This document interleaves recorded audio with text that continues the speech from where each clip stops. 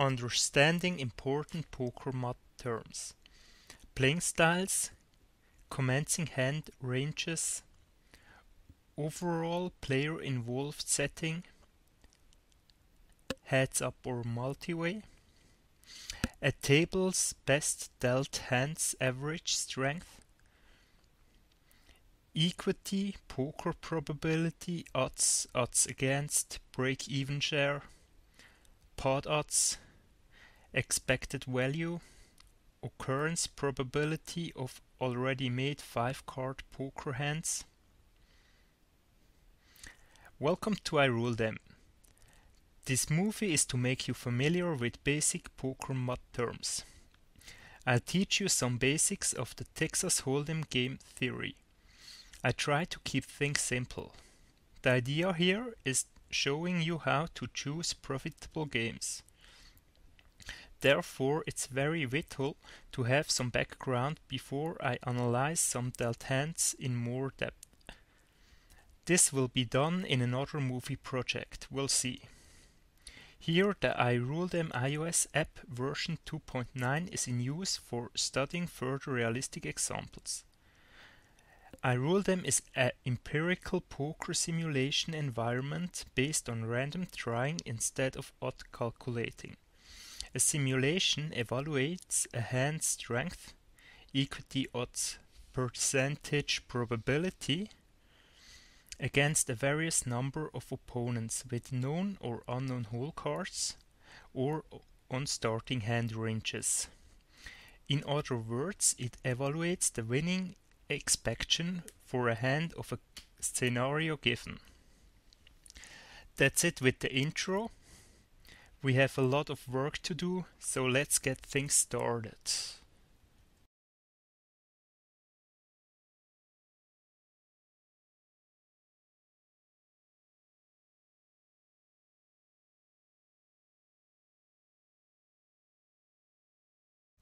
Playing styles.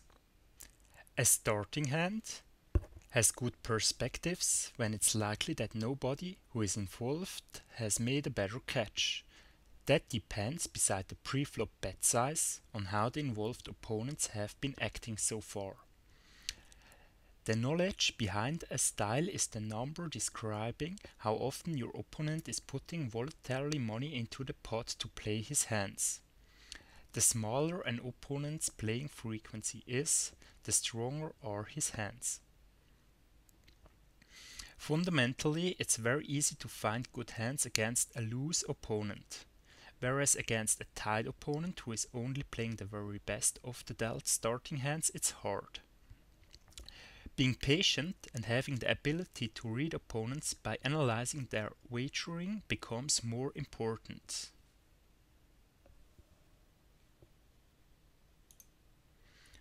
The play rate is the number of played hands divided by the number of overall received starting hands. That information shows you an opponent's strength.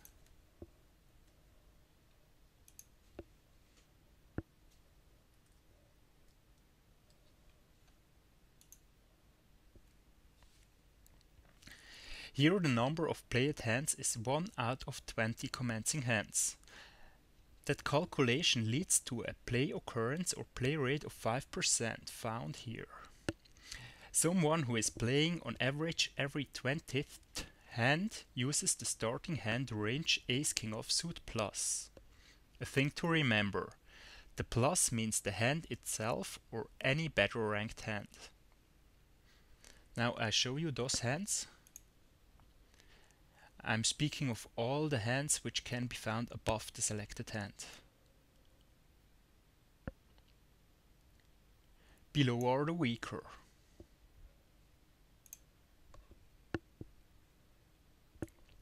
Generally, there are 169 different starting hands, building the overall range from 3-2 to the aces.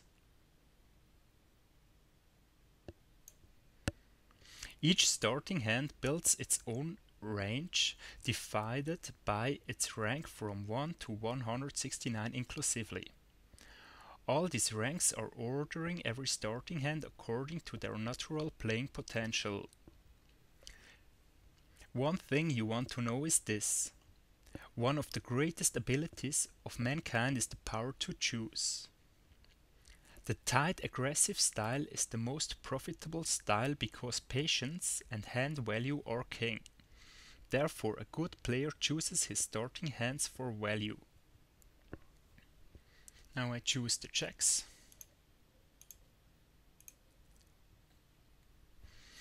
A strong hand, like the checks, played without any pre-flop aggression, is soon lost in the jungle. Therefore you should bet and protect when you got something, and re-raise when expecting to be favorite. Holding the checks and being just another player calling twice the big blind is in most cases completely wrong. The checks are most profitable against one opponent. With iRuleThem you can check this out. Therefore, you almost have to eliminate your opponents on medium value hands to increase your success. I'm speaking of hands with an ace, king or queen card being involved. Just a monster hand like the pocket aces or the flopped nut straight is sometimes more worth when hidden. Hopefully this wasn't completely new for ya. It's something to remember before passively playing monkey hands like Jack 2 suited, 5-3, 7-2. For more information about playing styles and how to use the tap counter to observe your opponent's playing behavior, check out my other YouTube movie project named Type of Opponents. The Tied Loose button, located here, is generating ranges for the opponent 1 to 9 with 0.1, 0.2 until to 0.9 play rate. Therefore you can just choose a number from 1 to 9 to describe the considered opponent's playing style. But it remains on you to observe your opponent's tendencies to be able to categorize them. Now I present you my own definition of loose-tight starting hand ranges. This definition is valid when it isn't a heads up. Later I'm going to show you how to resolve a table's best dealt hand's average strength. A thing to observe. The strength slider, found here, is showing you the selected commencing hand range width and strength.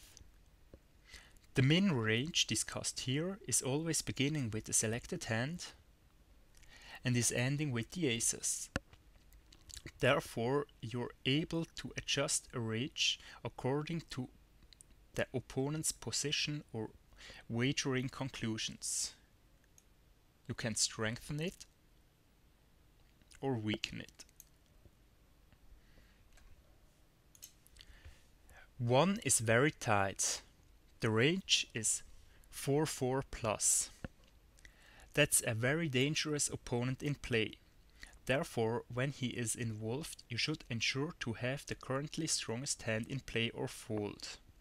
That's because even on a 10-player table, his hands are much more powerful than average. Another thing to decide is if you could bluff him away. Otherwise, when playing against him, you need commencing hands like ace-king suited or pairs. An implication you have to make is this. By his given range, his commencing hand is every second time a pocket pair. Therefore, even with ace-king suited, it's more or less a coin flip against him. You're in need for hitting the flop or holding a monster hand to be enough competitive. 2 is tight. The range is ace-5 offsuit or better. Also an inconvenient opponent because his hands are on a 10-player table exactly as powerful as what you would expect on average. On the 6-player table this is much more powerful than average. When playing against him, you need commencing hands like ace-9 suited, ace-10, ace-jack, ace-queen, ace-king or pairs. That means you're in need for some drawing luck with the commencing hand. 3 is medium tight. The range is king-6 suited plus. It's challenging, but his range can be narrowed with some patience. That's because on a 10-player table or on a 6-player table his impact with his played hands is less than average. 4 is medium loose. The range is queen-7 offsuit plus. He's very easy to beat because you find enough good commencing hands against him. 5 is loose. The range is jack-6 suited plus. That's the mid-range for multi-way pots. This opponent is always welcome, especially when playing aggressive. Above 5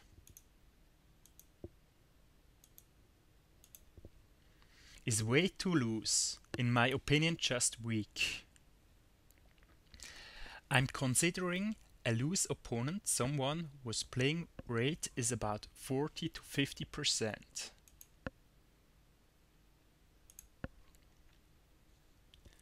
This implies that the hand's rank has to be at least 87 or better ranked.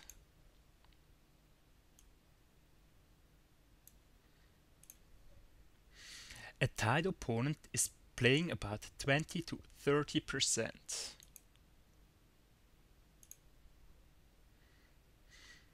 The dealt hand has to be 54 or better ranked.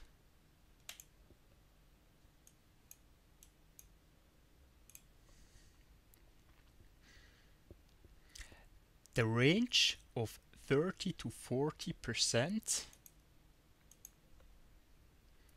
is in between loose and tight.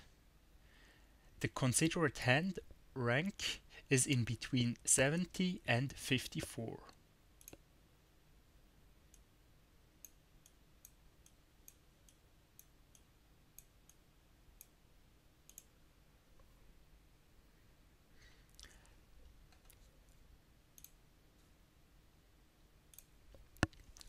Now I analyze some hands and label them with the playing style that is most suitable. Of course, also a loose player is playing strong hands, but the rate of meeting them is lower. That's because of all the marginal hands that are part of their range. Now I begin with the first hand. Jack 4 suited is ranked with 100 out of 169. It's a hand only a loose opponent would play.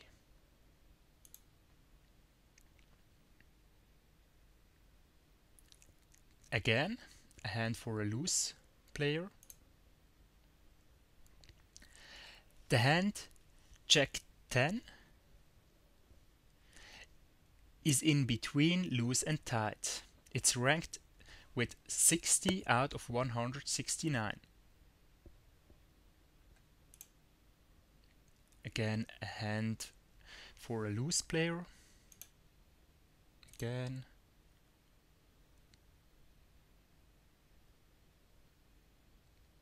Loose, loose, loose. In between, loose, where are the strong hands? Loose, loose, loose, loose. Loose, loose. Come on. Okay. The hand Ace Jack offsuit is ranked with 16 out of 169. It's a hand a tight player is playing. A table's best dealt hand's average strength It's based upon the number of overall players on a table. With an increasing number of players, the resulting average hand gets stronger. Your commencing hand in play should always beat the average hand in value. This is especially true when playing against tied opponents.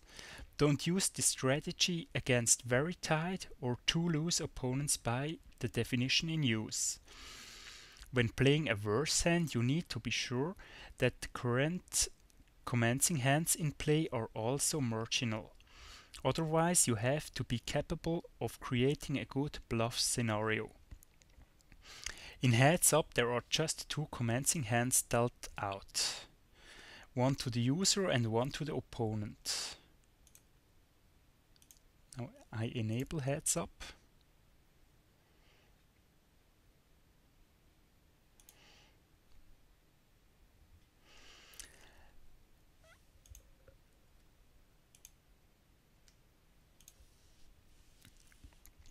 That makes an average hand strength of one hand out of two. Think of it in terms of a hand and not a range.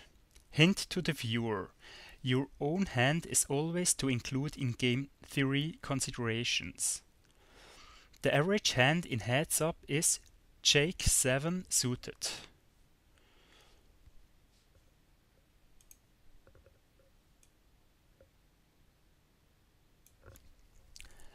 That means all dealt hands together are leading to that average hand of such strength. Doing numerous experiments would lead in one half to a stronger and another to a weaker starting hand. It's very easy to follow. If someone plays every dealt hand, his average strength is in between all the 169 starting hands.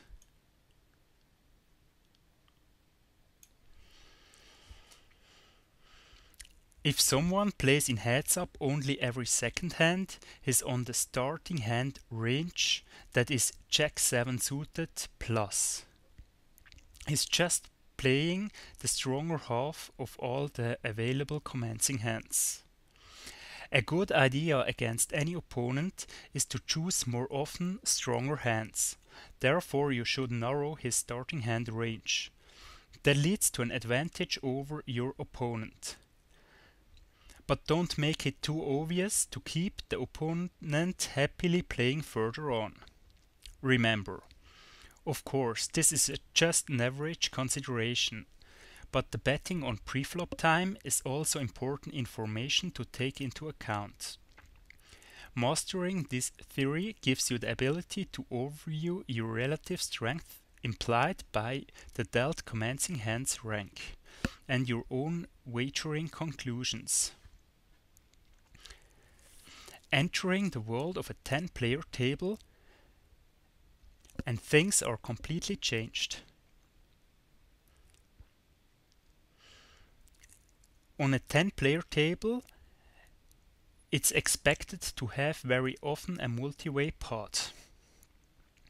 The important question to answer is: was the preflop wagering a preparation to isolate a player to do heads up? Thinking of a yes means it's heads up. When experienced this wagering as a heads up preparation, the switch should get enabled. Now it's a multi-way pot consideration.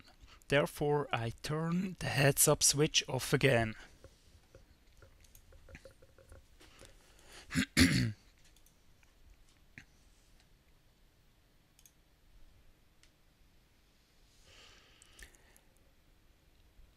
One out of 10 makes a play rate of 0.1.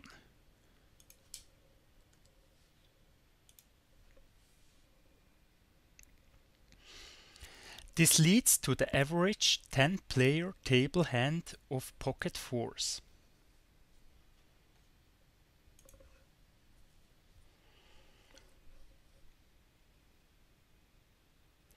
Therefore, when missing your opponent's playing style, your hand should be stronger than that average hand to be superior seen in the long run. against a very tight opponent whose play rate is less than 20%, the average hand isn't powerful enough. Therefore, it's just profitable to avoid playing against such a very tight opponent or holding the hand. Hint: remember this. Normally people play at least once in a round. This is especially true when they post their big blind or having just to pay another half. Therefore, you can also find profitable games against those opponents, but it's harder without any drawing luck. Now I want to show you the average hand when it's obvious that just one strong opponent remains in play.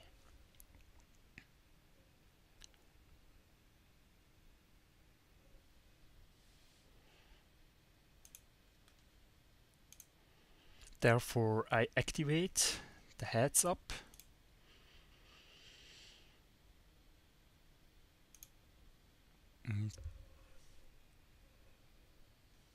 Re-enter the stats 1 out of 10.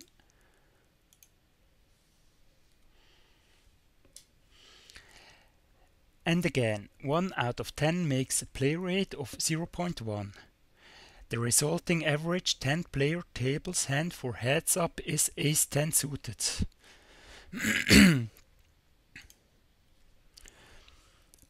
All hands above the selected hand have enough potential in value. Remember this. Against just one opponent without having previously enabled heads up, your hand has to be, in many cases, little more powerful. That's because in heads up even reduced pairs like pocket twos perform better compared to ace-king. I have created a movie named 2-2 against ace-king suited. When playing versus one opponent and preferring the hand ace-king suited instead of pocket twos, I suggest you watch this hand visualization movie.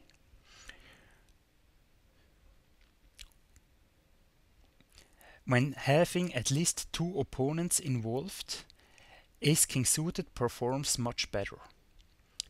It's a fact that the number of opponents isn't always obviously to predict. Be aware that the starting hand ranking in use is either optimized for multiway or a heads-up session.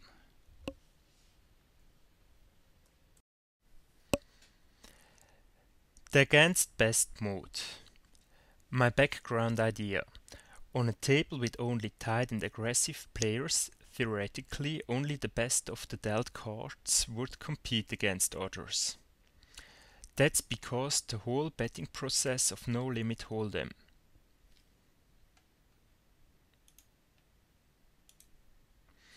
This app-exclusive feature to run only against the very best ranked hands is very powerful to simulate multiplayer table conditions more realistically. Therefore, it's defining how many hands have to be drawn and compared to only choose the very best rated from. Now I give you another multipot consideration on a 10-player table.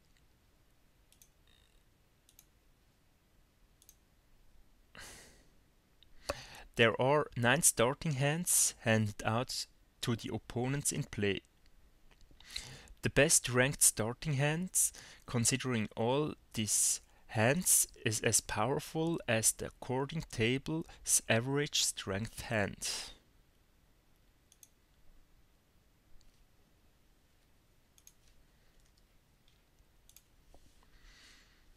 As you hopefully remember, that average strength hand for a 10-player table is pocket fours.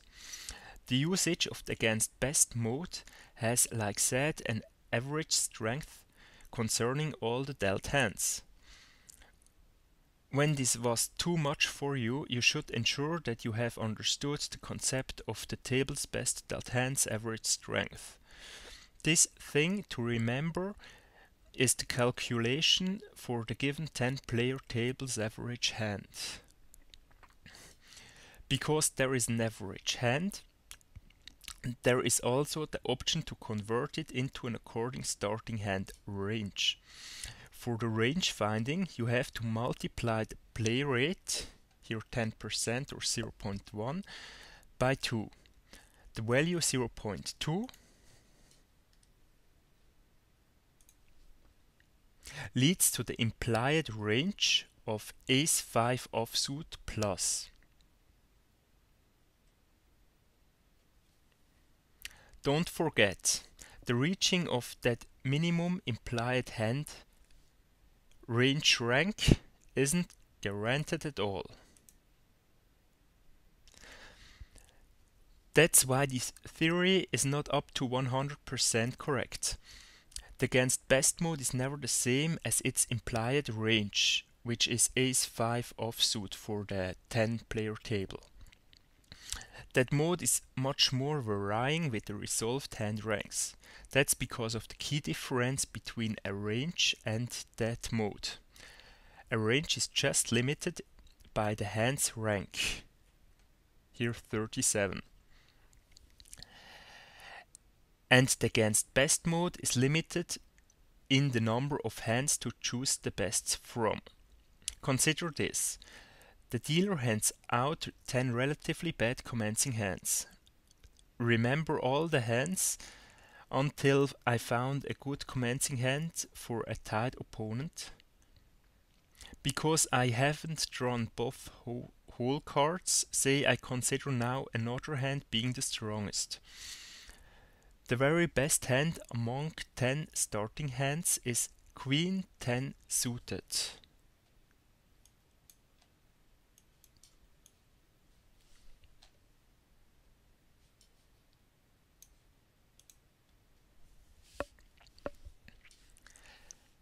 A hand much worse than what you would expect on average.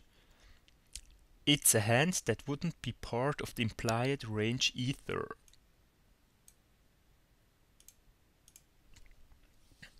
Remember, the range is ace-5 offsuit or better, but it's also possible the other way around.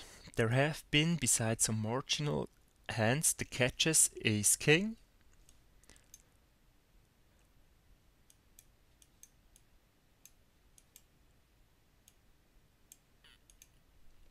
pocket 7, and the jacks. So the hand isn't like it would be defined by the according range, the first one with fitting rank, but indeed the strongest.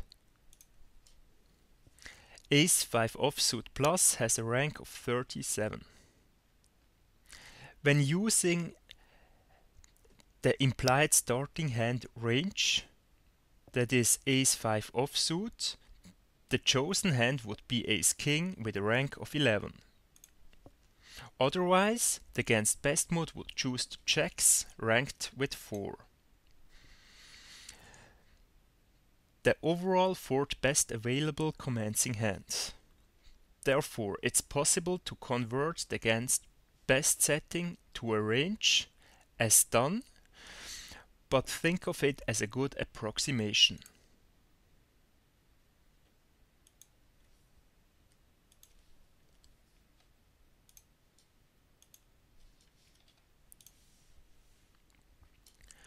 Hint: people who can't wait until a good catch comes up because they have been waiting way too long are more against best specific. Someone who can wait, say, 23 hands until he possesses his obsolete pocket pair is more range-like. Now I define 4 opponents and start with visualization. There are 4 opponents in play. The first one always gets the strongest hands.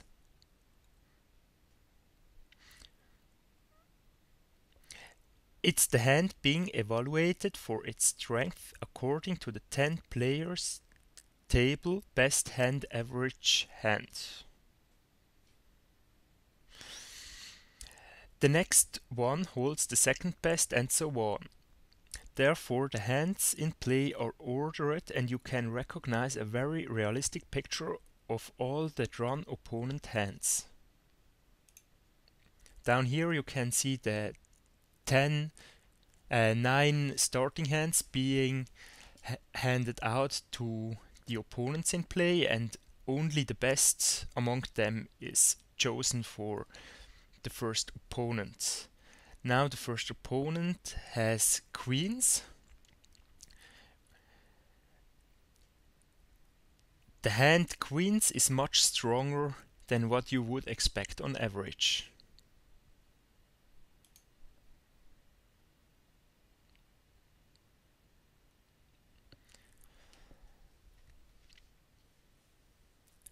Again, the first opponent has a stronger hand than what you would expect on average, and he hits his ace, so wow.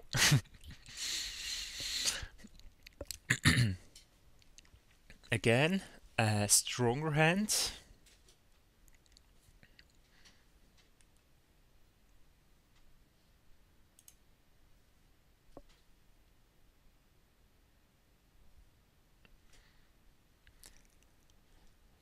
Now the hand is a little bit weaker than the average hand, which is pocket 4 for the first opponent.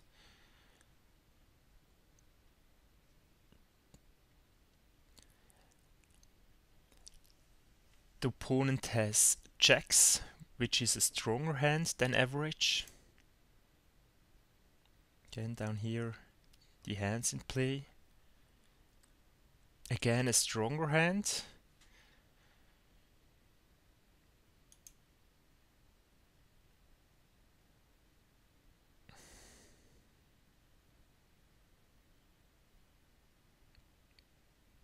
Another stronger hand.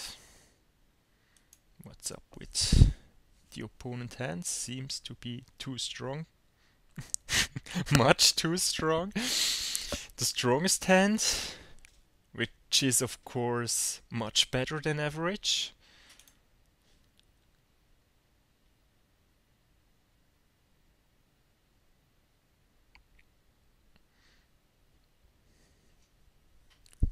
Phew, haven't seen long times the opponent on such strong hands.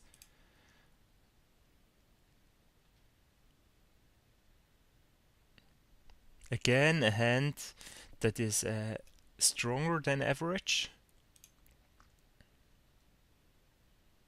I need some hands more because the given opponent's hand was way too strong. Now the hand is weaker than the average hand of pocket 4s.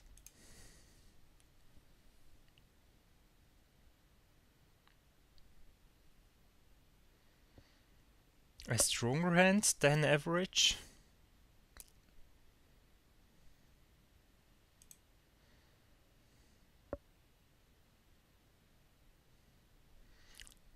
Now the hand is much weaker.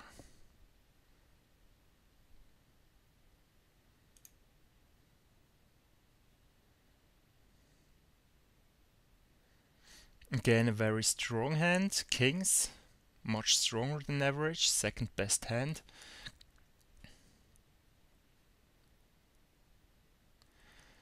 Pocket 10s is a stronger hand than the average hand.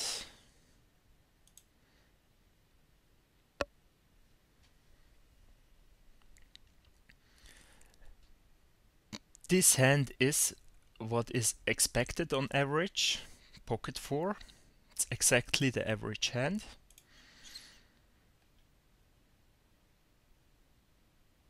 Ace King offsuit is a stronger hand than the average hand.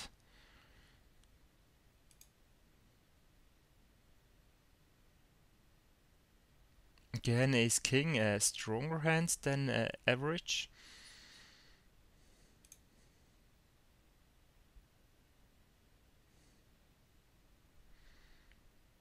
Pocket 9 is also a stronger hand than the average hand.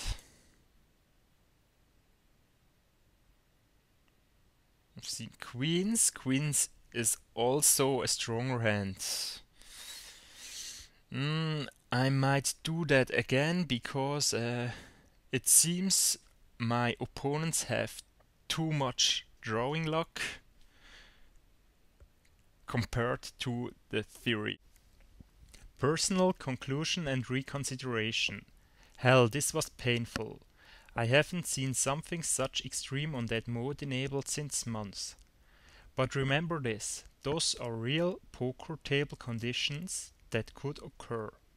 The visualization is good material for learning how important opponent reading really is. That's because nobody would fold aces or kings, right? But those monster hands are most times recognizable because of pre-flop wagering and individual player tells. This is also approving the practice how varying the hands on a 10-player table really can be. The visualization said the winning expectations are 10% on both the starting hand and after the flop. Unfucking believable. Normally ace-jack offsuit against the best 4 hands performs much better. It's on pre-flop just a little bit less a coin flip. On post-flop time I would expect about a third as equity. Let's check 5000 empirical experiments and do some further visualizations.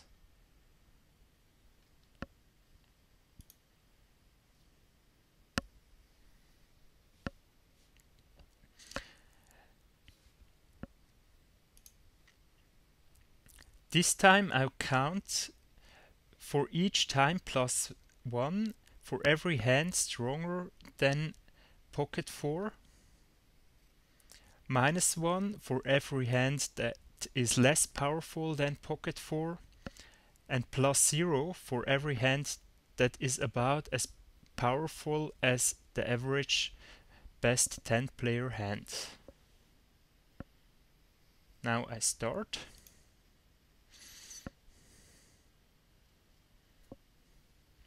Ace 2, a hand less powerful than average, minus 1. 0 minus 1 equals minus 1.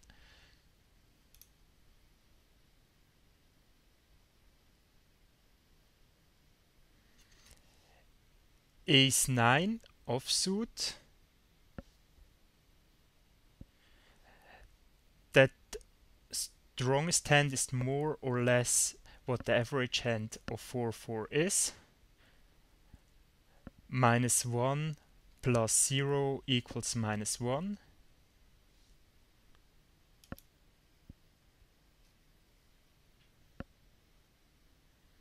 Ace jack. The strongest hand is much better than the average hand of pocket 4 plus 1. Minus 1 plus 1 equals 0.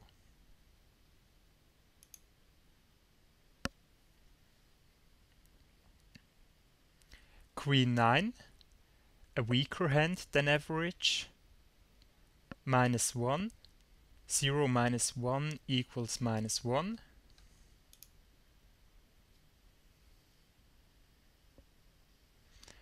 Pocket 9,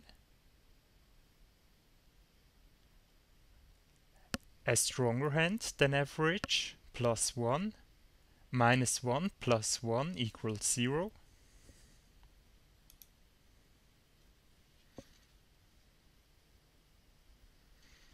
Ace 5, a weaker hand than average, minus 1. 0 minus 1 equals minus 1. Whoa, straight.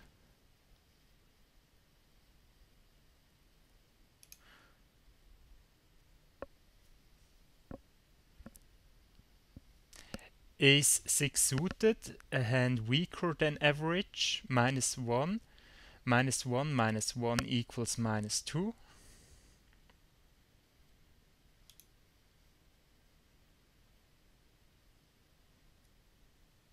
Ace king, a stronger hand than average, plus 1. Minus 2 plus 1 equals minus 1.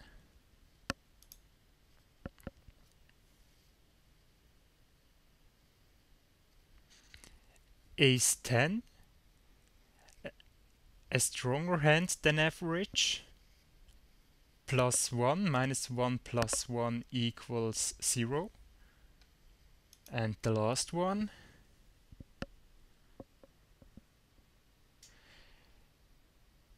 King Queen suited, a hand weaker than average, -1, 0 minus 1 equals -1. Now I think you got a better picture. Equity, odds, break-even share. The poker probability is the chance of winning the pot with your dealt hand. In order to do this, you have to beat all opponent hands in play. It's using either percentage or value. Example given 20% or 0.2.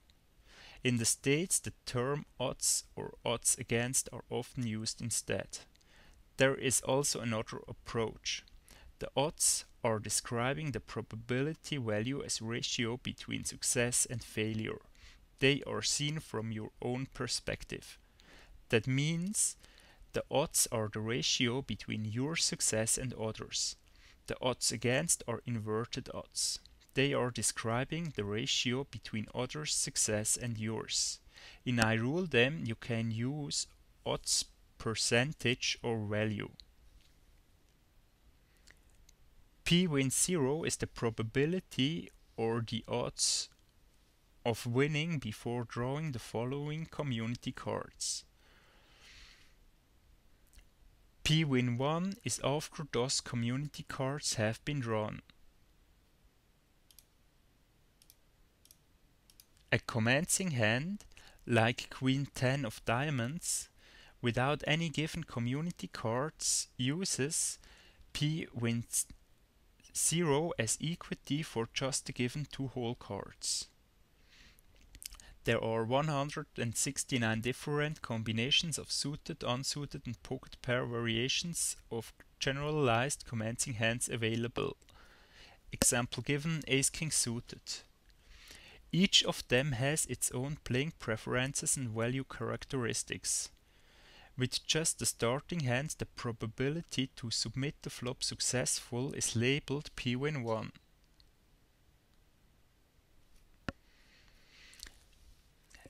Every undefined card is redrawn every time to resolve the resulting combination. When the all-in switch is on, any community card is drawn at once. Therefore, after enabling all-in on a start hand every time, a flop, turn and river would be drawn and evaluated. Here you can find the relative share of your winnings that will have at least another winner. Therefore, they are ending as a draw, and the pot is splitted between winners. Now to the first example, which isn't a heads-up consideration. Suppose the dealt hand is Queen 10 suited against the 3 strongest hands in play. This consideration is based upon 10 overall players.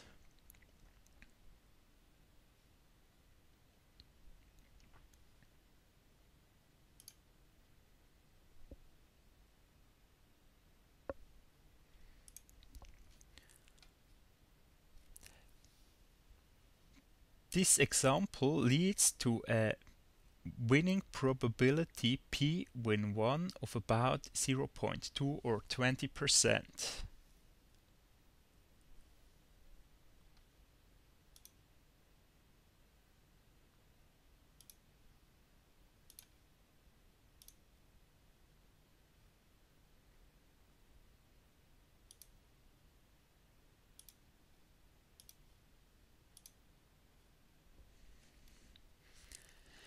That's in odds language the same as written 1 colon 4 or spoken 1 to 4 odds. Later I will show you how to convert between odds and poker probability and vice versa. Here it's expected by those given odds that I win one time, meanwhile I lose 4 times. This success expectation is a synonym of the mod term probability winning, or in short, p-win.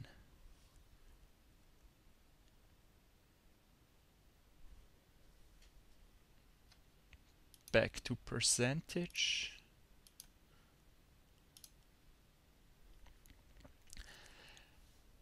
%. Is this good enough? Think of the pot like a cake being equally shared between the players. That's also described by the mod term break-even share. 2 players would get half a cake and 4 a fourth. The probability of winning is somehow defining how big your share really should be. That's based upon your hand's relative success potential. Therefore, when you got 2 less cake as supposed in value, you're good. If that happens, you could say I play this hand for value. Otherwise, like in this example, you might have other reasons, or you're just another gambler. Back to the cake scenario. That value arises because nobody is allowed to consume his average sized piece of cake. At the end, only the winner of the poker game becomes whole the cake. In most cases, that will be the hand that represents the most value. If for real or just imaginary is another conclusion. The previous example, Queen 10 suited against the best 3 hands without an all-in, would lead to a 5th claim instead of a 4th for that cake. This value is stemming from the 4 players' equity share. Don't forget, relatively seen, you want more often the cake. Therefore, avoid doing such business.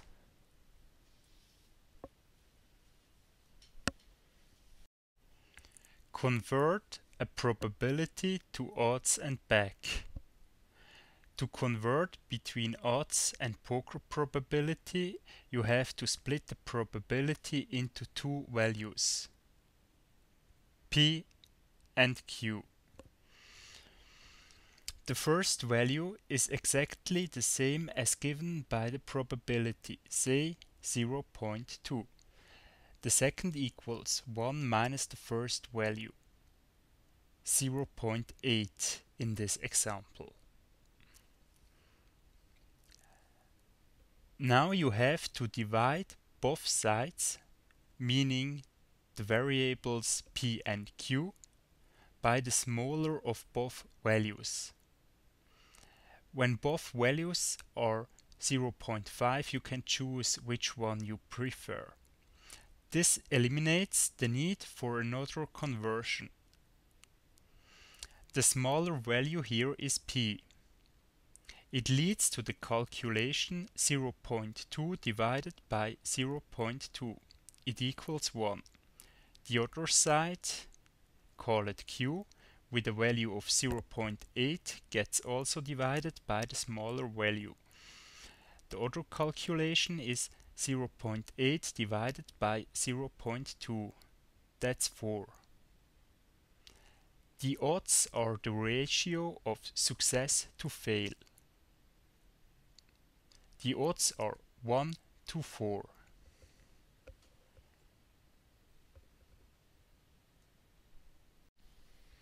When you want to go back the other way around, you sum up both values of both sides. Here I'm talking of the variables success and fail. That's 4 plus 1, what makes 5. Then you divide the success side by that number. 1 divided by 5 makes 0.2 or 20%. This is the same as your given winning probability at the start of this example. Die Paar-Dots.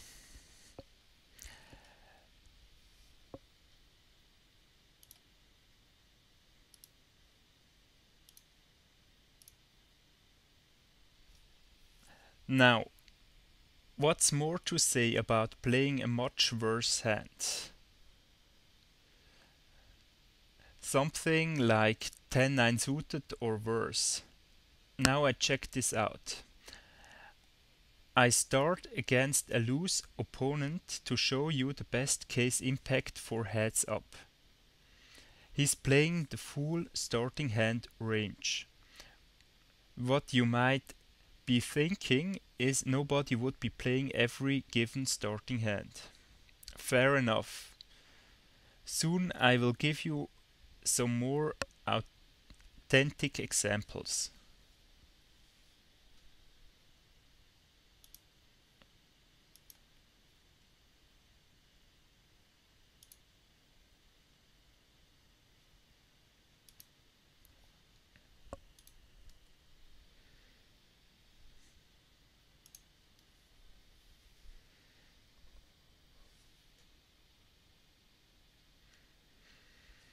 The success rate on post-flop time is about a coin flip.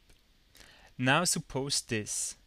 I try out that hand on a 10-player table against someone who raises the pot massively. After reading the last remaining opponent, you think he's definitively holding the strongest hand, whereas overall 9 commencing hands were dealt out to the opponents.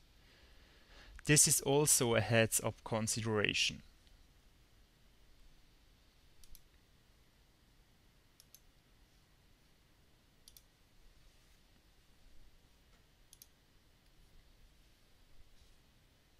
Boom!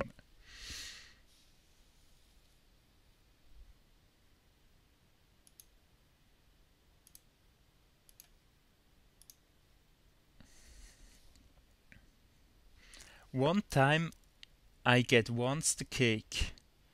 During that period my opponent gets 3 times the cake. Seems to be again some sort of diet. What you have to recognize is no one who isn't absolutely crazy would be satisfied. Even if your opponent is somehow crazy enough to play every second hand, his range would be superior. As you should know by now, that's the half of all possible starting hands.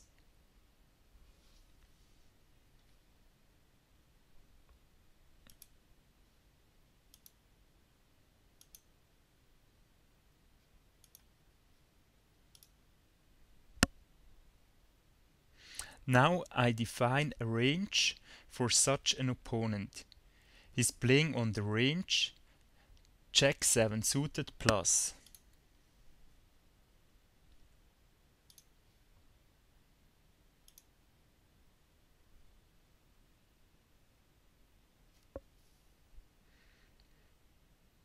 This leads to his hand being stronger or equal than Jack 7 suited. Just 1 second and I will give you a hands overview.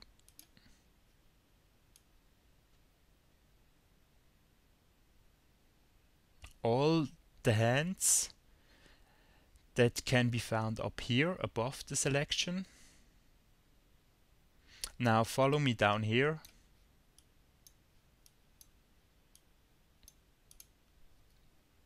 Here you can find much worse hands, something like 10-9 suited. So let's check out another simulation.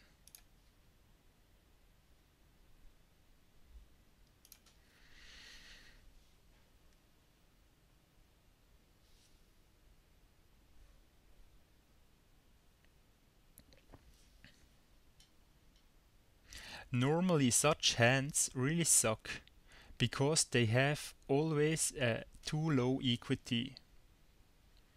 Here your piece of cake is always bigger than it really should be.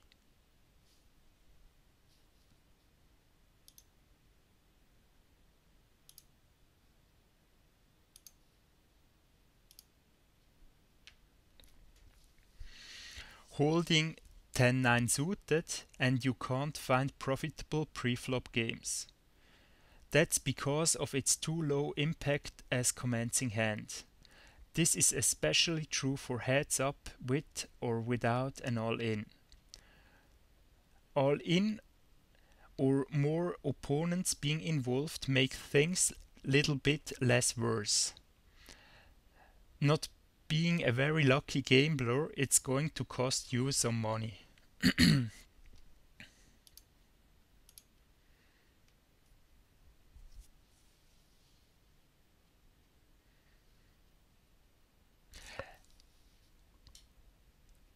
A good player plays those hands in position with the preparation for a bluff. Otherwise, another reason is an opponent who calls or folds quite too often, or plays almost every hand till the river. Of course, not every preflop price can be paid. Calling big races is out of question here. Therefore, one could add up some implied odds. I'm speaking of all the profit because of individual weaknesses. Say you have decided to check the relatively cheap flop for draws and reconsider things. Whoops, no all in.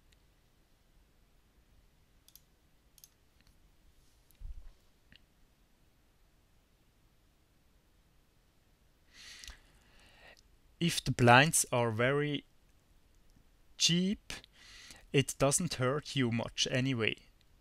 You know by now this is unprofitable, but things might change, like here. But you definitively need something more for deciding what you could afford. You have to check and compare your long-term winning expectation with the pot odds. This abstraction is needed because your chance of winning the pot isn't for free. Players can also fold their cards and there are the given blinds and antes to include.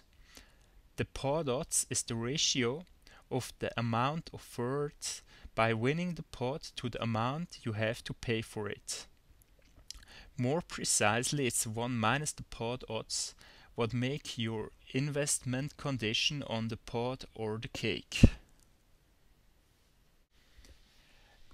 Expected value. The key to success on poker is always to compare your investment, the pot odds, with the perspectives of your hand given its equity.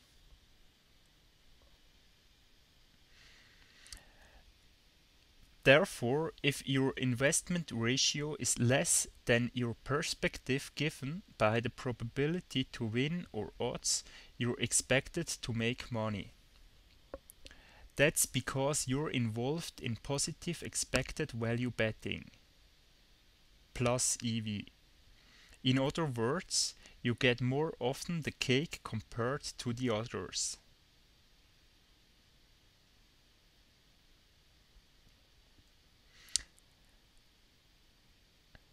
The maximum bet field shows you the maximum bet size threshold with the expectation of not losing or gaining money anymore, 0 EV. You would get exactly as much cake as the others. When you bet more than the maximum bet size, you have to be aware that the theory is up against you, minus EV. When not bluffing successful, this isn't enough cake in comparison. Take 10 seconds and think about all the cake you might lose by playing 10-9 suited, by freely deciding to calling.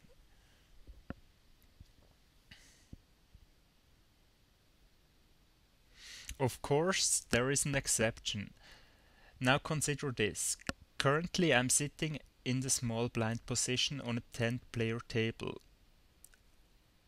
I'm not going all in for that piece of crap. But before I begin, I delete the given flop that has increased my winning expectation. I make another simulation.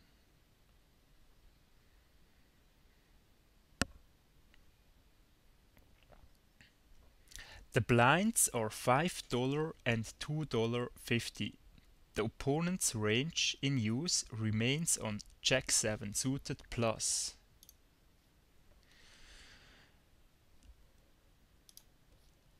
The opponent plays every second hand and has now the big blind position.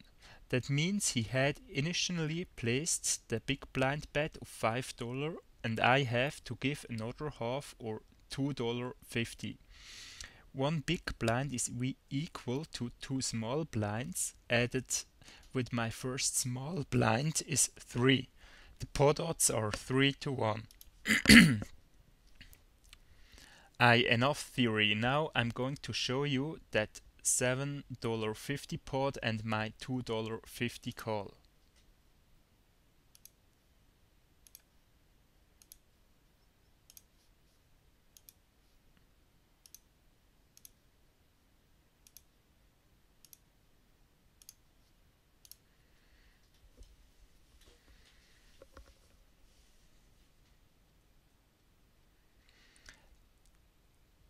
That's just a little profitable. Therefore, when just betting the blind, you're getting profitable games on this position. This is even more true when playing against the big blind, who is likely to also hold worse cards. That's because my success expectation or probability to win P-win1, found here, is greater than my inverted pot odds, found here. This is known as a positive EV call. The traffic light is showing you the result of this go or no-go decision. Down here you can also find the maximum bet size that would lead to a zero EV call. With $2.84, no winning or losing would be expected in the long term. This time we change things a little bit. The opponent is betting twice the big blind, what makes $12.50 in the pot. I have to call another $7.50.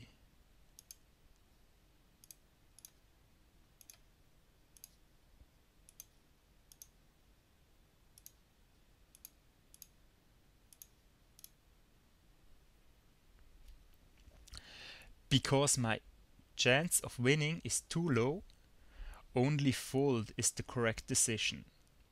Otherwise, I would be involved in negative expected value betting. In other words, I will burn my cash away. For that environment given, I just could call or bet $4.74 to stay in profit. Hint: considering the expected value for that hand on every possible position is minus EV. That's true in almost every case besides the big blind, small blind position without pre-flop raises.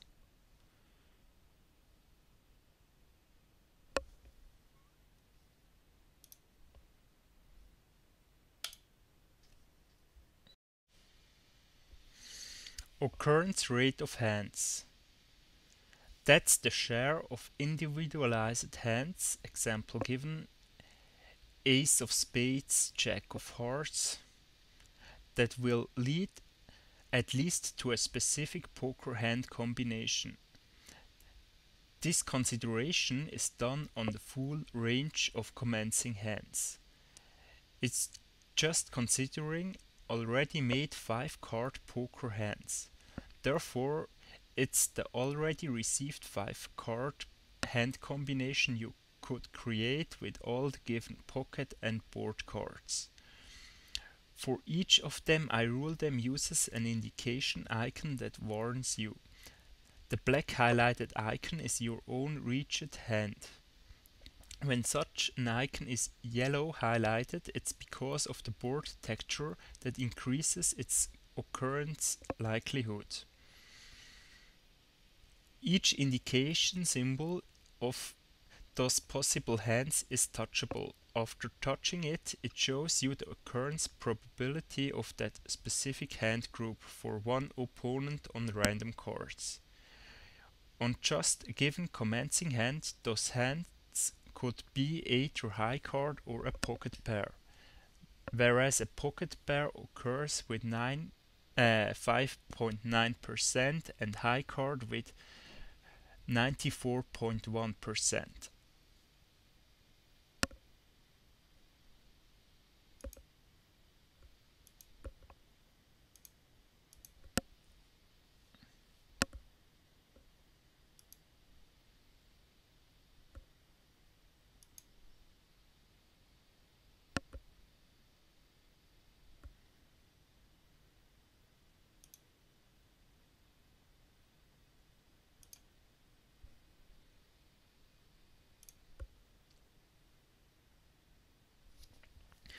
Yes, you should know this by now. It's a little bit more than a coin flip against the best hand in play.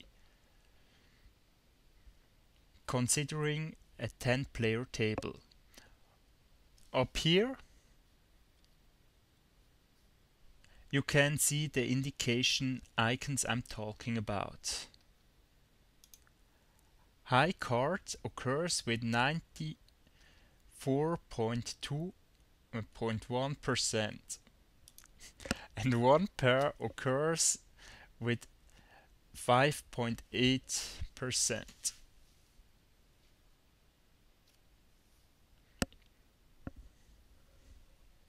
The thing to realize here is that you always have to multiply the occurrence probability of a specific combination group with the number of opponents in play.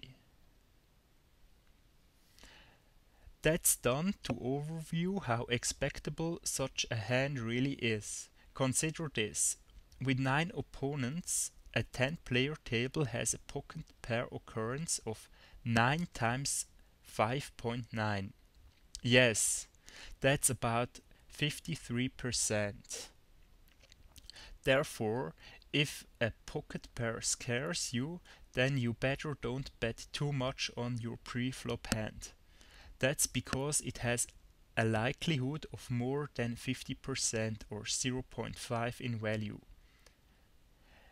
Normally, one of your opponents reaches that combination every second try, so be careful playing the monster ace-king suited under the gun because you have already crossed the threshold.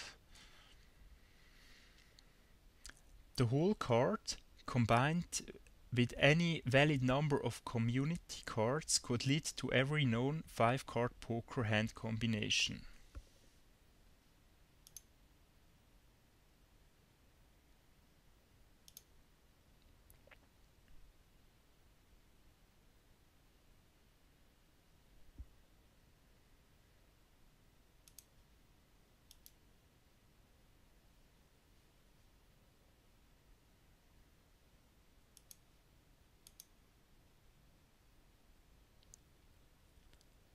Draws aren't possible anymore.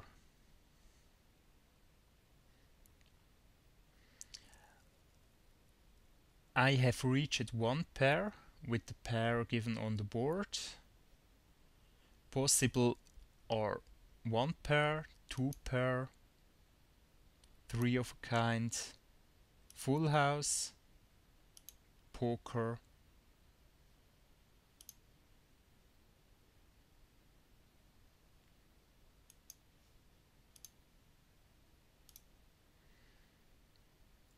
I've reached again 1 pair.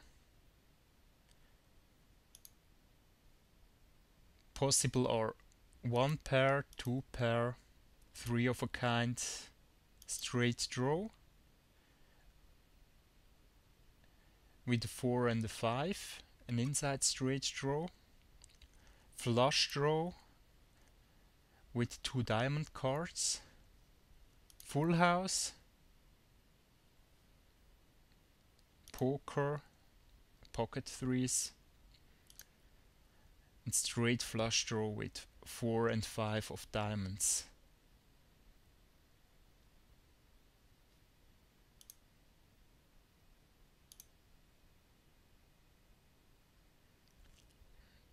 Now a flush is possible, but not really expectable.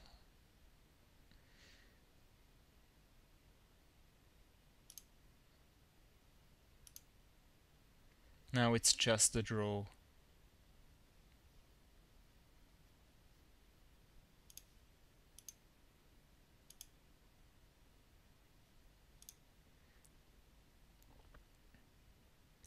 A straight is possible with cards that have a value of 4 and 2 or 4 and 7.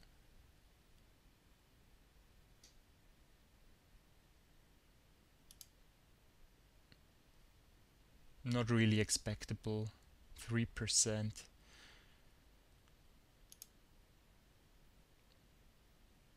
Now a flush can be made, and a straight is possible by just having 4.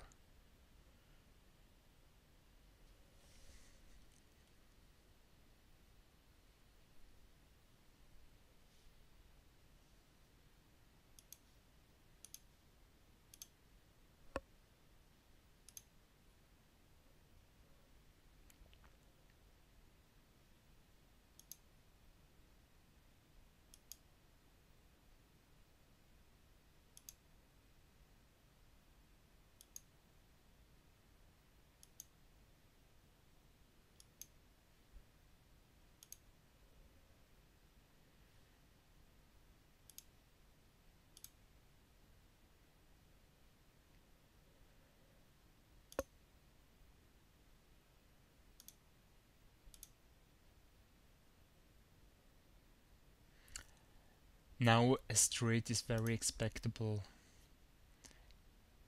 It has a occurrence probability of 32%.